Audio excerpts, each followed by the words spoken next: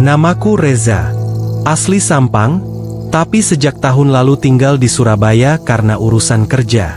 Kehidupan rantau bagiku bukan hal baru. Tapi ada satu kejadian, tepatnya sebulan lalu, yang sampai sekarang masih membuat bulu kuduku berdiri setiap kali mengingatnya. Waktu itu, aku bekerja di salah satu kantor ekspedisi swasta di Surabaya Barat.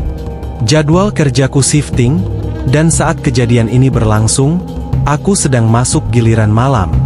Biasanya, sepulang kerja aku langsung tidur. Tapi hari itu berbeda. Aku diajak teman satu kos untuk ikut dia ke daerah Kenjeran. Katanya, mau ambil barang titipan dari saudaranya yang tinggal tak jauh dari Klenteng Sanggar Agung. Awalnya, kupikir tidak ada yang aneh. Siang menjelang sore itu, cuaca mendung tapi panas. Aroma laut dari pesisir Kenjeran menusuk hidung, bercampur dengan bau asap kendaraan dan sesajen dari altar-altar kecil di pinggir jalan. Temanku, Denny, sibuk bermain HP saat kami duduk di warung kopi kecil dekat Klenteng. Aku berdiri, berjalan ke tepi pantai yang tak jauh dari sana. Ombak kecil membelai karang, dan suara ombak bergantian dengan desir angin yang kian kencang. Di tengah lamunanku, mataku menangkap sosok perempuan berdiri menghadap laut. Rambutnya panjang, mengenakan kimono putih bersulam motif bunga sakura merah muda. Kulitnya pucat, dan gerak-geriknya lambat, nyaris seperti melayang. Awalnya, kukira dia turis. Tapi sesuatu terasa janggal. Sosok itu tak bergerak. Bahkan rambutnya pun tak berkibar tertiup angin.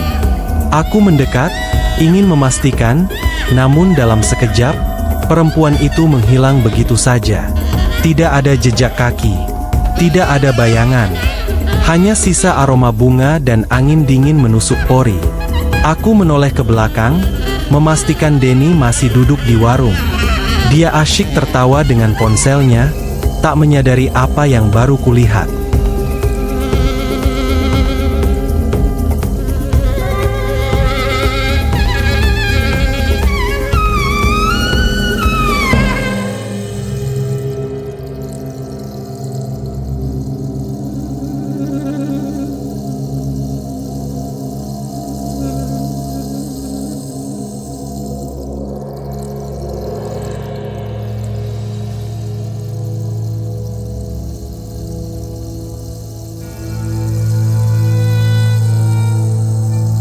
Malam harinya, tubuhku menggigil. Aku merasa demam, tapi tidak sakit. Dalam tidurku, suara perempuan memanggil dari kejauhan. Suara itu lembut, tapi terasa hampa. "Tolong aku, peluk aku." Aku terbangun dengan keringat membasahi punggung. Jam menunjukkan pukul 3.33. Di luar jendela, kulihat bayangan perempuan berkebaya putih berdiri di bawah lampu jalan. Tapi ketika kucek mata, bayangan itu sudah tak ada. 3 malam berturut-turut aku dihantui mimpi serupa. Selalu suara yang sama, sosok yang sama. Hingga malam keempat, mimpi itu berubah. Kali ini, aku berada di sebuah hutan bambu, gelap dan sunyi. Perempuan itu berdiri membelakangiku, rambutnya menutupi wajah. Dia berkata, "Aku dibunuh. Mereka mengikat tubuhku di pohon, dan membiarkanku membusuk." Mendengar dia akan curhat, aku ingin lari, tapi kakiku berat. Seolah tanah menarikku untuk tetap tinggal. Tiba-tiba, sosok itu menoleh. Wajahnya rusak, mata sebelah kanan kosong, dan mulutnya robek hingga ke pipi. Darah mengalir dari lehernya, dan dia melangkah ke arahku. Aku terbangun dengan teriakan yang membuat penghuni kos berlarian ke kamarku. Aku tak berani cerita. Aku tahu, ini bukan mimpi biasa.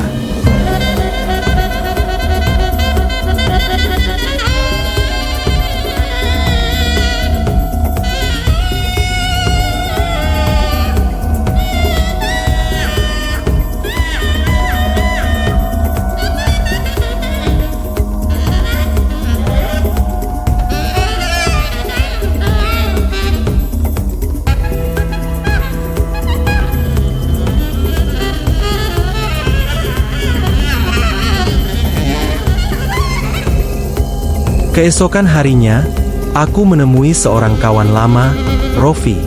Dia asli Surabaya dan punya minat pada hal mistis.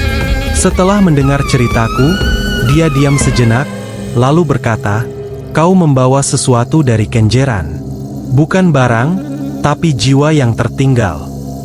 Rofi menyuruhku mengikuti ritual kecil di rumahnya di daerah Wonokromo. Kami membakar dupa, dan dia membaca mantra pelan-pelan. Saat dupa itu menyala penuh, asapnya membentuk siluet wajah perempuan. Wajah itu sama seperti dalam mimpiku. Aku tidak yakin ini jin lokal. Aroma kimononya, ini dari zaman Perang Dunia. Mungkin korban kekejaman masa penjajahan Jepang, gumam Rofi. Aku merinding. Bagaimana mungkin arwah dari masa itu masih gentayangan di pesisir Surabaya?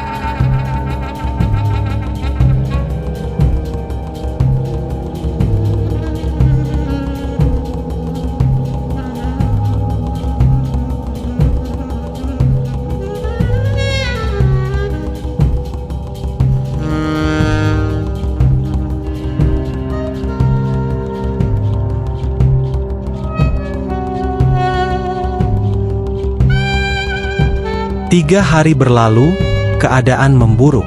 Aku mulai melihat sosok itu di siang bolong, di balik kaca angkot, di kaca spion motor, bahkan di cermin kamar mandi kantor. Dia selalu tersenyum. Senyum yang tidak pernah ramah. Yang paling mengganggu adalah suaranya. Saat aku tidur, suaranya berbisik terus-menerus di telinga kiriku. "Madura, aku suka bau tanahmu, peluk aku di sana." Aku tidak mengerti maksudnya. Hingga malam Jumat, saat aku nekat pulang ke Madura. Mungkin dengan kembali ke tempat asal, gangguan ini bisa berhenti. Di kapal penyeberangan, aku duduk di dek atas, sendirian. Angin laut berhembus kencang, tapi tubuhku tidak merasa dingin. Di kejauhan, aku melihat samar-samar sosok perempuan berdiri di ujung kapal, mengenakan kimono putih. Dia melambai padaku. Aku pura-pura tidak melihat. Tapi tak lama, aroma bunga sakura kembali menyeruak.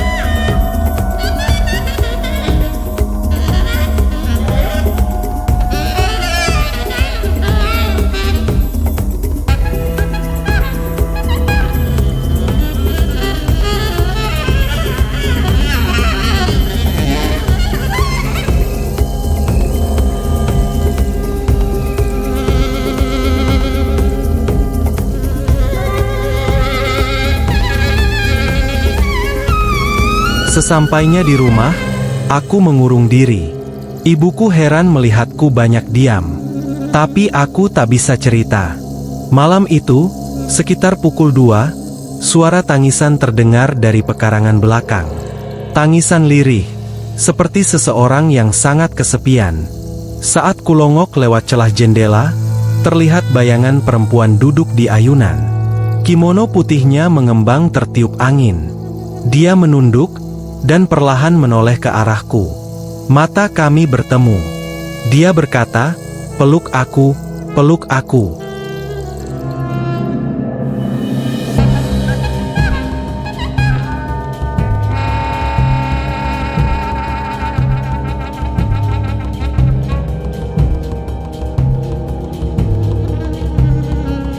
Malam demi malam di Madura justru membuatnya semakin dekat. Arwah itu kini masuk dalam pikiranku. Saat aku bicara, kadang aku merasa bukan aku yang berbicara. Aku bahkan mulai berbicara dalam bahasa Jepang, padahal tidak pernah belajar. Rofi datang menyusulku setelah kukabari semuanya. Dia membawa selembar foto tua yang ditemukannya dari komunitas sejarah. Dalam foto itu, tampak seorang perempuan Jepang berdiri di depan tenda militer. Kimono putih. Wajahnya tenang. Namanya Kazue, kata Rofi.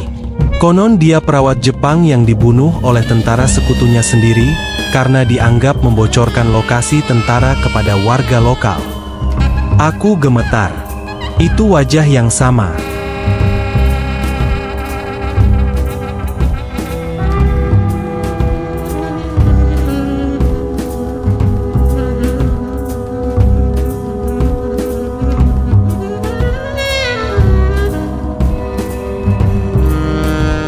Seminggu setelahnya, aku mulai mengalami hal aneh.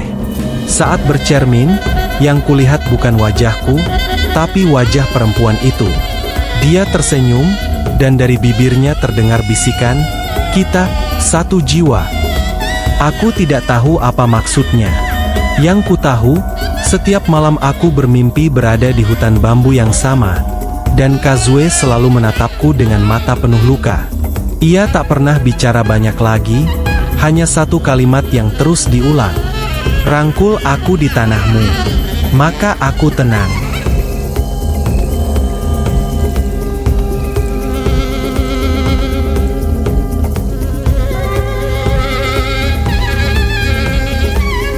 Aku belum bisa tidur dengan tenang.